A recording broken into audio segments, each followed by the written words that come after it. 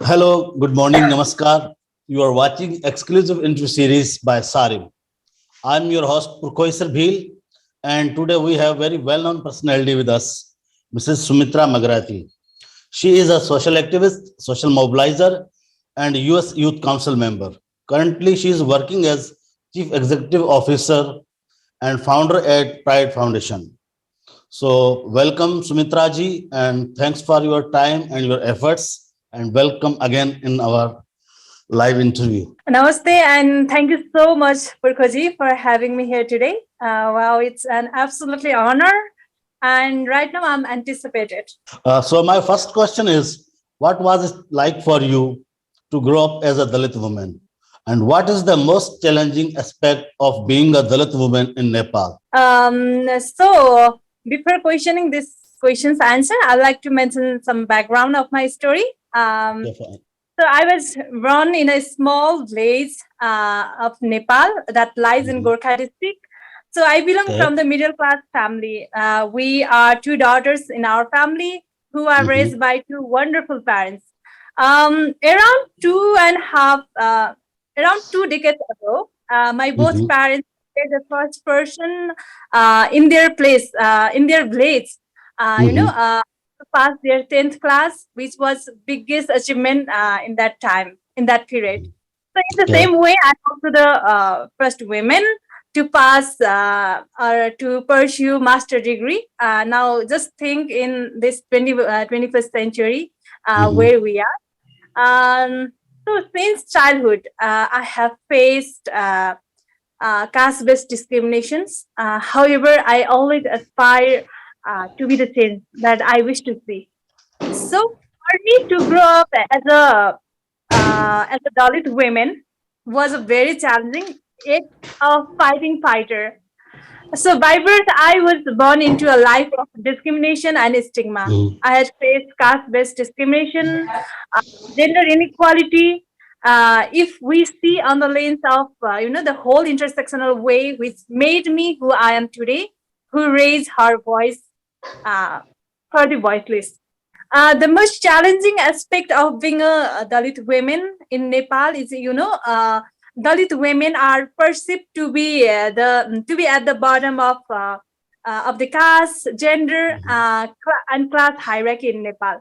There are some challenges like it's hard to live with dignity. We have to Mhm. shatter glass ceiling every day, and then deprivation of economic opportunities and there is gender neglected by the government and Mhm. by the state and society also, and definitely there is conscious and unconscious bias to Dalit women. My next question is tell us about your childhood and the difficulties you have encountered as a member of disadvantaged group.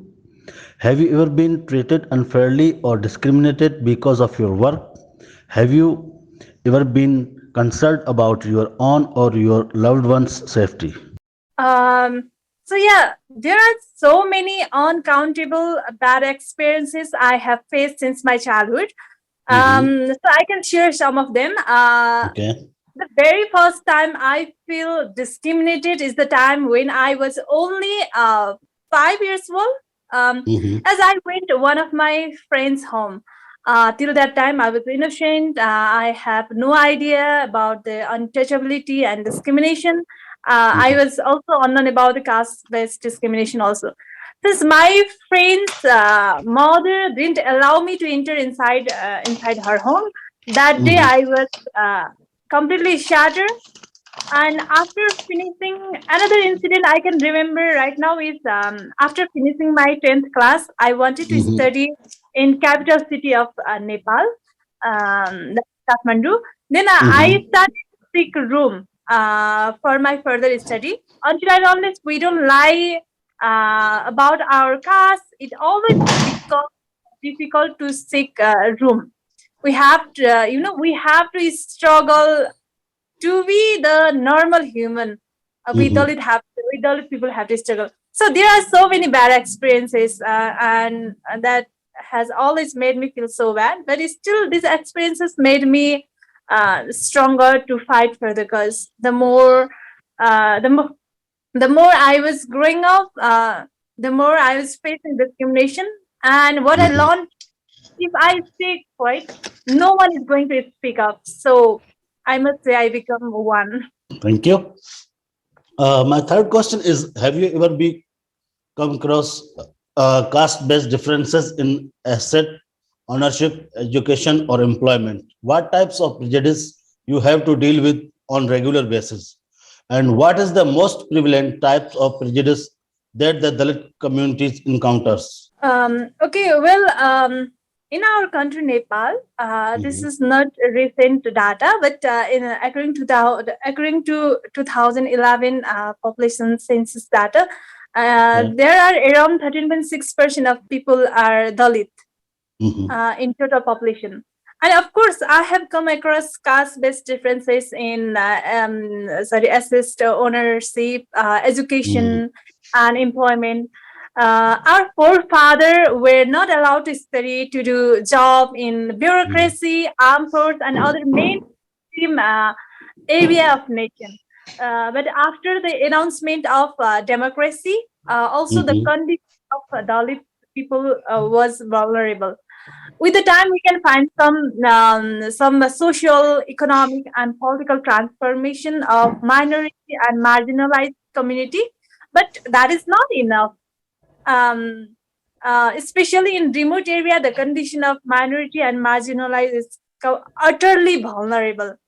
Mhm. And another question that you have asked, prejudice. In Mhm. Delhi basis, the type of prejudice I get to deal is the other people Mhm. believe that now discrimination has completely disappeared and society is going on social inclusivity, but that is not true. There are so Mhm. unseen discrimination we have to deal in daily basis. There is Mhm. still a long way to go, and there are so many unseen behavior which is pathetic till today. The for phenomenal changes in minority and marginalized community, it is crucial to we are to have a stable to be stable economically Mhm. and of course socio politically also. You are a diligent youth leader and a devoted Dalit advocate. Please tell us why Dalit continues to experience widespread prejudice in Nepal, despite having laws protecting them. What measures can be devised to overcome the privileging discriminatory behavior against Dalits? Okay, the Dalit people continue to experience widespread prejudice in Nepal. Um, I can give some of the main reason. The first Okay. reason is you have said having law protecting them also, but Mhm. I'd like to say there is no strong law and there is no regulation. Those who do discriminate, they are not getting strict punishment. This is Yeah. first thing. Another thing is there is lack of participation. There lack of active participation of minorities and Mhm. marginalized in socio-economic and of course political. Until and unless if there is no one in policy making, it is so Okay. difficult to make policy for all the community. So it is Mhm. very difficult to represent in policy level of minority and marginalized community also. So, third thing is there is definitely lack of education and awareness. Mhm. And one thing, what I have felt is since in Dalit movement, in campaign or advocacy, always only Dalit people or Dalit youth are leading. However, Mhm. it is very crucial to lead any kind of advocacy campaign or movement by non-Dalit people also, which can I think which can make difference. Mhm. So Yes. the last thing is there also lack of opportunity since there is so much nepotism. I like to say Brahmanism rather than nepotism. There Yes. is Okay. Brahmanism in Mhm. everything. So the another question's answer is the measures that can be devised to overcome our the Dalit problem cannot be resolved overnight.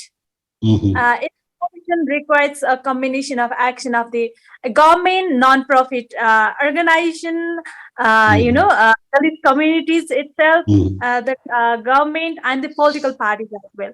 Dalits are working hard to improve their situation by going to school and increasing their literacy levels.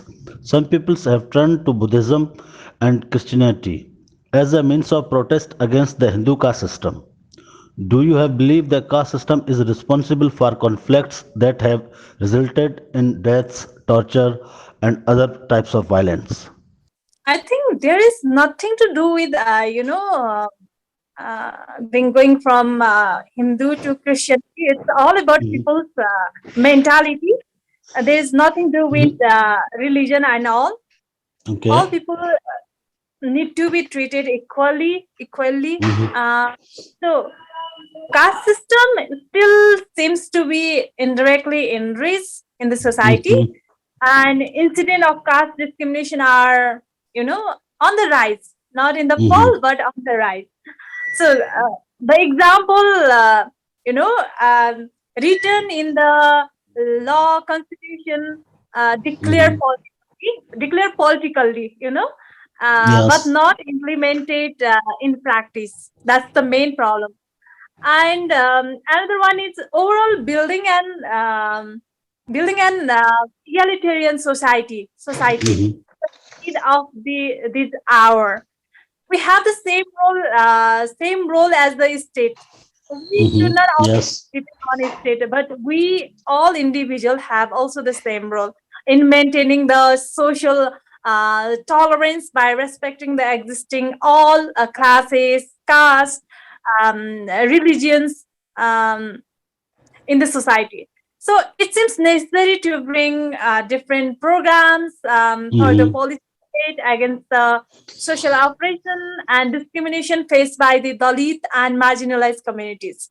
So civil society, political parties, National Mhm. Dalit National Organizations. Commission, Human Mhm. Rights Commission, etc., need to exercise restraint to end all the caste-based discrimination.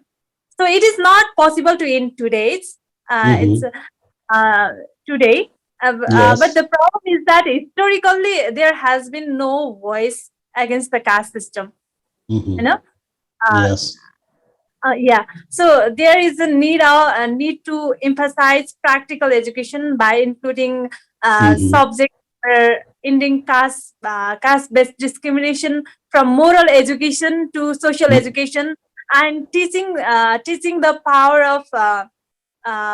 of human values. Mhm. Importance of human values, which plays Values. a Okay. role in establishing an egalitarian society where we can find a better place to live in the earth. Yes. Very positively response. My sixth question is, Ms. Sumitra, as you have been working as a chief executive officer, CEO at and founder of Pride Foundation Nepal. Kindly tell us about it and also brief us the focus areas, prime objectives, and movements of Pride Foundation, like how you are supporting and fighting for the rights of Dalits and deprived communities within Nepal.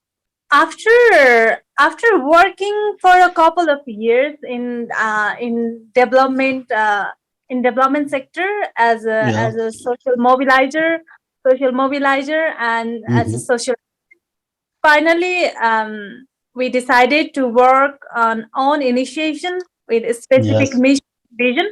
So, Mhm. um, so as I, after working in a grassroots level for a couple of years, we realized that to uplift any community, especially minorities and marginalized community, it is Mhm. so crucial to educate, to be economically empower and Mhm. dignify for dignity life. Yes. So we register an organization. That name is, as you mentioned, Pride Yeah. Foundation. It is basically it is a non-profit organization that Mhm. works in three sector. First one is Okay. education.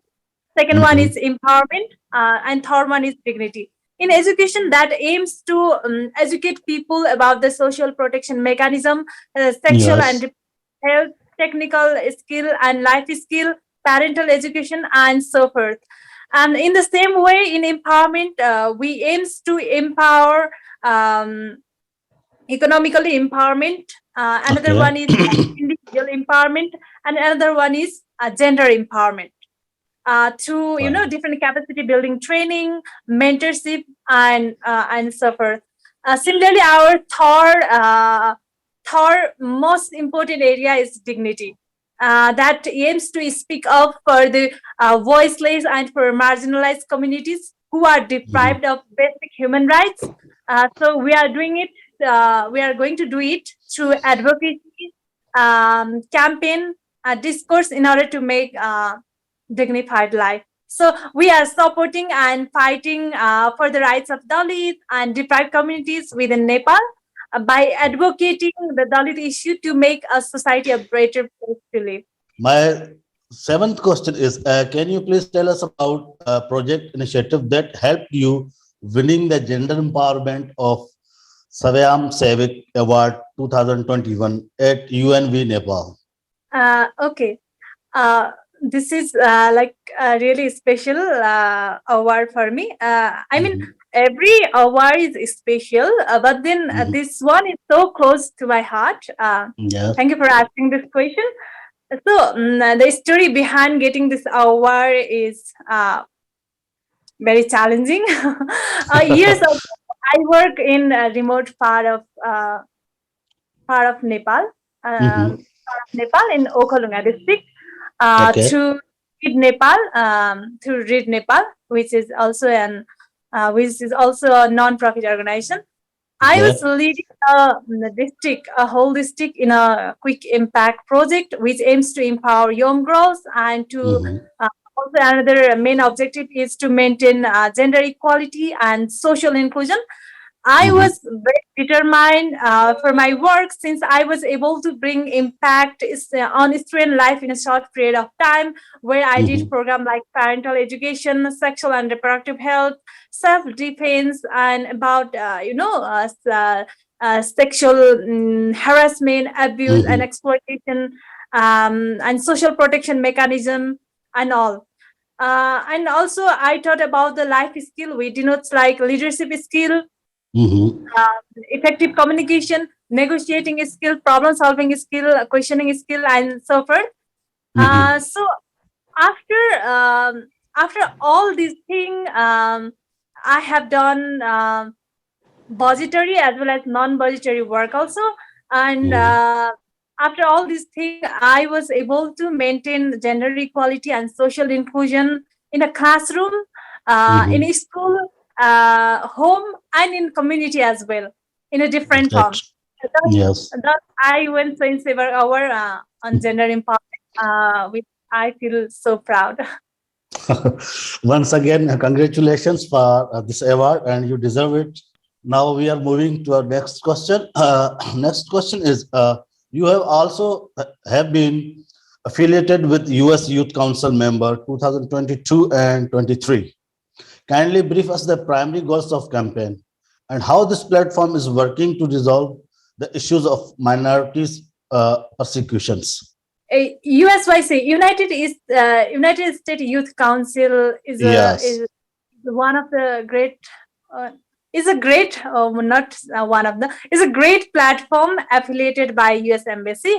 Mhm. Every year, it selects 55 young dynamic youth from all around Nepal. Okay. So the primary goal it holds this platform holds is to make a wonderful network between the fellow, between Mhm. 55 youth, dynamic youth, and also Yes. it provides learning opportunities, and Mhm. finally the biggest thing is we all 55 youth get an opportunity to engage in civic engagement process, Mhm. civic engagement project, through which Yes. we can empower and aware people to make the inclusive society. Also we Mhm. can do any other project in different area like climate change, Okay, economical empowerment, and health issues, and also. good. Thank you. My next question is you are also working as youth social activists. Do you think that the youth today is playing their crucial role in the development and betterment of the society? To what extent Nepali youth is contributing in the efforts of securing rights of Dalits, and what kind of difficulties do they face? There is nothing that youth cannot do if they are provided an Mhm, opportunity. So the youth today is playing a crucial role in betterment of the for the development and for the betterment of the society in mhm, Nepal. I strongly believe that slowly and gradually youth are leading in politics, economy, mhm. and development, and in many other areas also. So these Yes. days, in every moment and in every campaign, non-Dalit youth are also supporting us and raising their voice, Mhm. which Yes. is really good thing, and also that can make difference in the society. So so uh, yes, mentioned before also, it would be the best if non-Dalit youth also strive to lead to speak of against caste-based discrimination and all. That would be more better. And moreover, youth need to unite and Mhm. debate on Dalit issues to Okay. end caste-based discrimination, um, yeah, and other form of discrimination also. In addition, victim of caste-based and racial discrimination and other form of discrimination can be Okay. brought to justice if they are brought to justice. Yeah. You are also a global goodwill ambassador. So, what kind of achievements you have pulled off in the pursuance of creating a just, equitable society? Have you ever noticed any comparison or differences in the way of the people around the world talk about caste paralleled to your home or country? First of all, I'm also the ambassador of Global Goodwill Ambassadors, Mhm. Ambassador Foundations. So, Global Goodwill Ambassador recognizes those unsung hero of all around the world who are doing Mhm. the humanitarian work. I have always been raising my voice for my community and for the voiceless in order to Mhm. create uh, just an equitable society. And Global Goodwill Ambassador Foundation is doing absolutely amazing work by promoting peace, harmony, and of Mhm. course solidarity. In a world, people are being discriminated on the ground of caste, culture, religion, gender, race, and Mhm. class, especially in South Asia, South Mhm. Asian countries. So-called Dalit caste have suffered, who have been deprived of so many basic rights. Mhm. So I just hope it could get better with time. Thank you. My next question is in what way do you think that different community based organizations as well as regional and international organizations can play a positive role in the social developments of the Dalits?